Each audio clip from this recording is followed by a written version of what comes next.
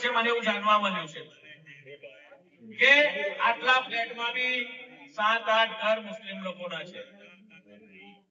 આપણા લોકો 7-8 મુસ્લિમ લોકોના ઘરથી ડરતા હોય છે. જ્યારે એ લોકો તમે 500 ઘર હોય ને તો બી ડરતા નથી એ લોકો, અને આપણી વચ્ચે છાતી ખોલીને આવે છે.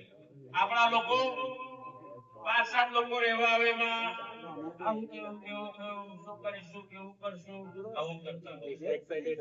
મજબૂતીથી એ સમાજનો સામનો કરવો જોઈએ, સમાજની સામે રહીને લડવું જોઈએ. આ ભારતીય જનતા પાર્ટી 13 માં બી અશાંત ધારાનો કાયદો લાવશે અને આવા લોકોને પાડ બનાવશે.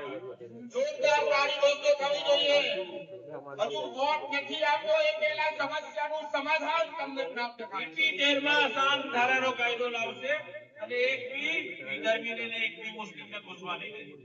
આ ભારતીય જનતા પાર્ટી. હું 4 ઉમેદવારો વતી ગેરંટી આપું છું કે અમારા બે ભાઈઓ કુનાલભાઈ, ગુરસિંહભાઈ, સ્મિતાબેન, કુંદનબેન, અમારા વડીલ બી અહીંયા બેઠા છે. અમારા બધાના સિનિયર છે 4 ઉમેદવારના, અને મારા તો છે જ સિનિયર. એમને બી અહીંયા છાની ગામમાં લોહી પસીનો રેડ્યો છે ભારતીય જનતા પાર્ટી.